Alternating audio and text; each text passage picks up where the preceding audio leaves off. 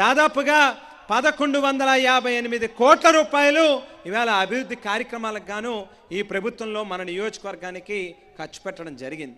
అంతేకాకుండా వివిధ రకాల సంక్షేమ పథకాల కోసం ఒక్క మన నియోజకవర్గంలో అక్షరాల మరొక 1142 కోట్ల రూపాయలు నేరుగా మీ అకౌంట్లో డబ్బులు వేసినటువంటి కార్యక్రమం.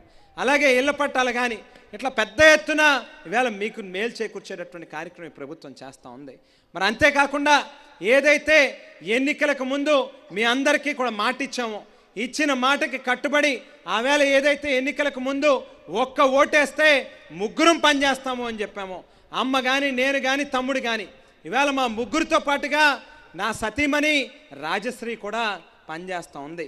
అంతేకాకుండా నాన్నగారి పేరు మీద స్థాపించినటువంటి జక్కంపూడి రామ్మోహన్ రావు ఫౌండేషన్ ద్వారా కూడా అనేక సేవా కార్యక్రమాలను కూడా చేపట్టడం జరుగుతూ ఉంది. ఇట్లా